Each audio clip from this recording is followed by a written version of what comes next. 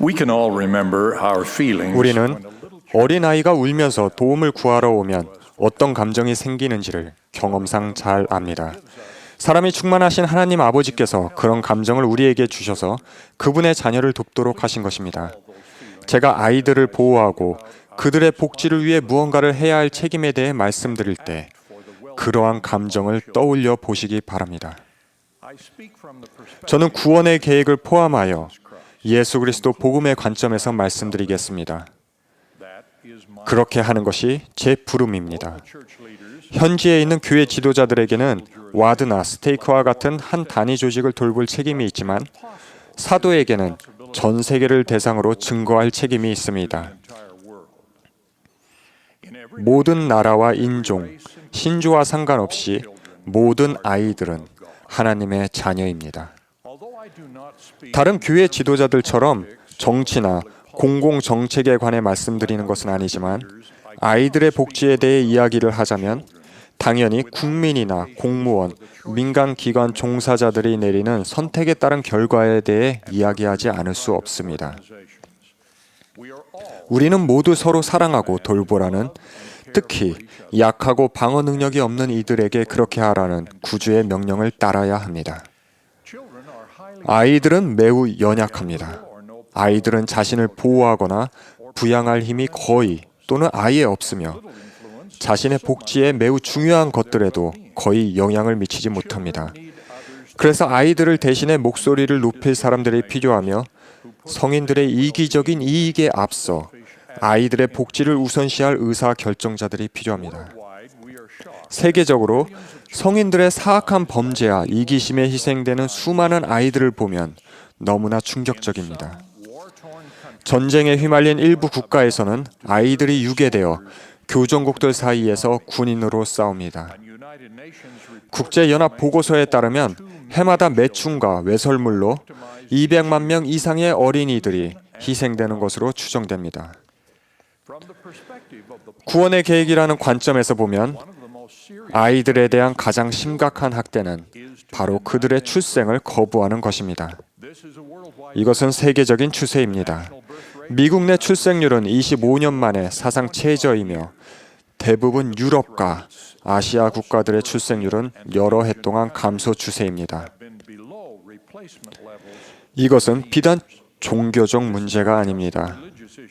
자라나는 세대가 수적으로 줄어들면서 문화와 더 나아가서는 국가가 약해지고 급기야는 사라지게 됩니다. 출생률이 감소하는 한 가지 이유는 바로 낙태 시술입니다. 세계적으로 해마다 4천만 건 이상의 낙태가 이루어지는 것으로 추산됩니다. 법률적으로 낙태가 용인되고 심지어 장려되기까지 하지만 이것은 우리에게 크나큰 악입니다. 임신 중 일어나는 아이들에 대한 또 다른 학대는 산모의 부적절한 영양분 섭취 또는 약물 사용으로 태아에게 가해지는 손상입니다. 수많은 불임 부부가 아이를 원하거나 입양을 원하는 상황에서 무수한 아이들이 낙태되거나 해를 입는 것은 매우 비극적인 아이러니입니다. 출생 후에 자행되는 아동 학대나 방치는 좀 더 공공연한 현상입니다. 세계적으로 거의 800만 명의 아이들이 5번째 생일을 맞이하기 전에 죽는데 대개는 치료 또는 예방 가능한 질병으로 죽습니다. 세계보건기구는 어린이 4명 중 1명이 불충분한 영양 섭취로 정신적으로, 신체적으로 성장 장애를 겪는다고 보고합니다. 세계 여러 곳에서 생활하거나 여러 지역을 둘러보는 우리 교회 지도자들은 그런 상황을 자주 보게 됩니다. 본부 초등회 회장단은 우리의 상상을 초월한 상황에서 생활하는 아이들이 있다고 보고합니다. 필리핀의 한 어머니는 이렇게 말했습니다. 때로는 음식을 장만할 돈이 충분치 않아요. 하지만 괜찮습니다. 오히려 아이들에게 신앙을 가르칠 수 있는 기회가 되니까요. 우리는 함께 모여서 도움을 달라고 기도합니다. 그러면 아이들은 주님이 우리를 축복하신다는 것을 알게 됩니다. 남아프리카에서 초등의 여건이 외롭고 슬퍼하는 한 여자아이를 만났습니다. 애정어린 질문에 그 아이는 가냘픈 음성으로 자신은 엄마와 아빠 그리고 할머니도 없고 자신을 돌봐줄 사람은 할아버지뿐이라고 말했습니다. 그러한 비극은 아이를 돌보는 많은 이들이 후천성 면역 결핍증으로 사망하는 대륙에서는 흔한 일입니다. 부유한 국가에서도 어린아이들과 청소년들은 방치되어 해를 입습니다. 빈곤 속에 성장하는 아이들은 건강관리 수준이 낮고 적절한 교육을 받지 못합니다.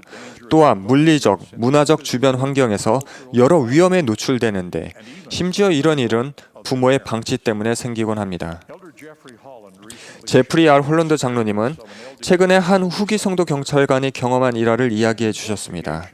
그 경찰관은 수사를 하던 중 더러운 바닥에서 친구도 없이 함께 몸을 웅크리고 잠을 청하던 5 아이를 발견했습니다. 그때 그 집에서 그 어머니와 다른 사람들은 술을 마시며 파티를 즐기고 있었습니다. 그 아파트에는 배고픔을 달랠 음식도 없었습니다. 그 경찰관은 임시로 만든 침대에 아이들을 겨우 눕혀놓고는 무릎을 꿇고 아이들을 보호해달라고 기도했습니다. 그리고 그가 문 쪽으로 걸어나갈 때 6살쯤 되는 한 아이가 그를 쫓아와 손을 잡더니 이렇게 간청했습니다. 제발 저를 입양해 주세요. 주님께서 한 어린아이를 제자들 앞에 세우시고는 다음과 같이 가르치신 것을 우리 모두 기억할 것입니다. 또 누구든지 내 이름으로 이런 어린아이 하나를 영접하면 곧 나를 영접함이니 누구든지 나를 믿는 이 작은 자 중 하나를 실족하게 하면 차라리 연자 맷돌이 그 목에 달려서 깊은 바다에 빠뜨려지는 것이 나으니라.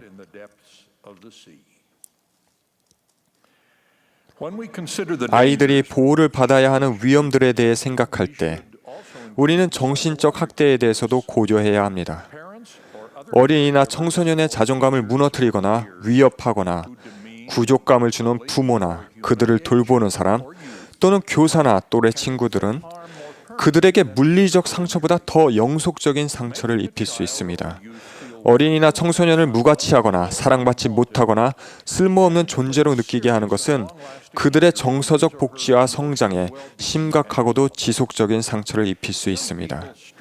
동성에게 끌리는 성향을 포함해 흔치 않은 문제로 어려움을 겪는 젊은이들은 특히 더 취약한 상태에 있으며 그들에게는 위협이나 따돌림보다는 사랑에 찬 이해가 필요합니다. 우리는 주님의 도움으로 회개하고 변화하여 우리 아이들뿐 아니라 주변 아이들에게도 더 많은 사랑과 도움을 줄 수 있습니다. 부모나 보호자와의 관계에서 기인하여 자녀들에게 가해지는 육체적, 정서적 위험만큼 더 중대한 사안은 별로 없습니다. 토마스 S. 몬슨 회장님은 절대로 용납할 수 없는 행위라고 부르신 아동 학대에 대해 말씀하셨는데 그것은 부모가 아이를 신체적, 정서적으로 짓밟고 손상시키는 것입니다. 저는 유타 대법원에서 일하는 동안 그러한 사건들의 충격적인 증거들을 조사하면서 매우 슬퍼했던 적이 있습니다. 아이들의 복지에 아주 중요한 것은 부모들의 결혼 여부와 그 결혼의 본질과 지속기간, 더 나아가서는 그들이 사는 지역에서 수용되는 결혼과 자녀 양육에 대한 문화적 특성과 기대치라 할 수 있습니다. 가족을 연구하는 두 학자가 이렇게 설명했습니다.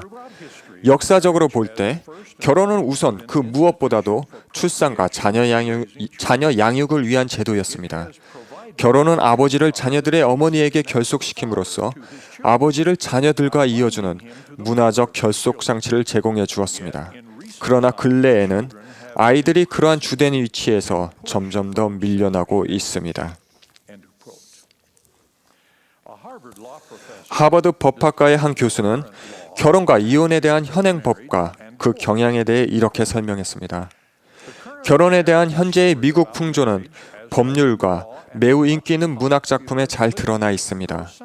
다시 말해, 결혼 관계는 1차적으로 배우자 개개인의 만족을 위해서 존재합니다. 결혼이 그러한 기능을 하지 못한다면 어느 누구도 이를 탓할 수 없으며 배우자 중 어느 한 사람이 마음대로 그 관계를 끝낼 수 있습니다. 그 과정에서 아이는 전혀 고려 대상이 아닙니다. 기껏해야 아이들은 그 주변에서 맴도는 그림자 같은 존재일 뿐입니다. 우리 교회 지도자들은 결혼을 기분 내키는 대로 하고 어려움이 닥치면 곧바로 끝낼 수 있는 단순한 계약으로 보는 것은 가혹한 정죄를 받아야 하는 악이며, 특히 그 때문에 아이들이 고통을 받아야 한다면 더욱더 그렇다고 가르쳐 왔습니다. 아이들은 이혼으로 큰 영향을 받습니다. 지난 1년 내에 이혼한 부부 중 절반 이상은 어린 자녀를 둔 부모였습니다. 부모들이 가족 선언문에 나오는 다음과 같은 영감 어린 가르침만 따랐어도 많은 자녀들이 양쪽 부모에게서 양육을 받는 축복을 누렸을 것입니다. 남편과 아내는 배우자와 자녀들을 사랑하고 돌보아야 할 엄숙한 책임을 지니고 있다. 부모는 자녀를 사랑과 의로움으로 양육하고 그들에게 물질적으로나 영적으로 필요한 사항을 충족시켜주며 그들이 서로 사랑하고 봉사하도록 가르쳐야 할 거룩한 의무를 지니고 있다. 아이들에게 가장 힘있게 가르치는 방법은 부모가 모범을 보여주는 것입니다. 이혼하는 부모는 확실히 부정적인 가르침을 전하게 됩니다. 아이들의 복리를 위해 이혼이 불가피한 경우도 분명히 있습니다. 하지만 그러한 경우는 예외적입니다. 결혼 생활에서 불화를 겪는 부모들은 대부분 자녀의 유익에 훨씬 더 큰 비중을 두어야 합니다. 그들은 주님의 도움으로 그렇게 할 수 있습니다. 자녀들은 결혼과 그 목적에서 하나가 된 부모에게서 양육받음으로써 정서적 및 개인적 힘을 받아야 합니다. 사별한 어머니에게서 양육받은 한 사람으로서 저는 그것이 언제나 가능한 일은 아니라는 것을 경험상 알고 있지만 가능하다면 추구해야 할 이상입니다. 이른바 당사자 쌍방의 책임을 묻지 않는 이혼을 허용하는 현행 법률의 첫 번째 피해자는 자녀입니다. 자녀의 관점에서 보면 이혼은 너무 쉬운 것입니다. 한 신중한 학자는 수십 년에 해당하는 사회과학 자료들을 요약하면서 자녀를 위해 최고의 결과물을 내놓는 가족 구조는 평균적으로 친부모가 결혼 상태를 유지할 때라는 결론을 내렸습니다. 뉴욕타임즈의 저명한 논설가는 미국에서 전통적인 결혼 제도가 무너지고 있지만 자녀의 복지라는 측면에서 보면 그 제도가 중요하다는 증거는 늘어나고 있다는 놀라운 사실에 주목했습니다. 그러한 사실이 결혼 및 이혼과 관련된 결정에서 부모와 예비 부모에게 중요한 안내 역할을 해야 합니다. 우리는 또한 소리 높여 성인의 이익을 옹호하는 자들과 유권자들의 이기적인 이익에 반하여 아이들에게 무엇이 최고인지 고민하며 관심을 기울이는 정치인들과 정책 입안자들 그리고 공직자들이 필요합니다. 아이들은 또한 결혼으로 이어지지 않는 관계에서도 희생자가 됩니다. 미국에서 출생하는 아이들의 41%가 미혼모에게 태어난다는 사실보다 우리의 자라나는 세대의 복지에 더 불안감을 주는 요소는 그리 많지 않습니다. 미혼모들에게는 상당한 어려움이 뒤따르며 그 자녀들은 결혼한 부모에게서 양육받는 아이들에 비해 엄청나게 불리한 환경에 처한다는 것은 자명한 사실입니다. 미혼모에게 태어나는 대다수의 아이들, 즉 그중 58%는 동거하는 남녀에게서 태어납니다. 결혼을 하지 않은 이 남녀에 대해 우리가 무슨 말을 하든 조사 자료를 보면 그 아이들은 비교적 상당히 불리한 환경에 처하게 됩니다.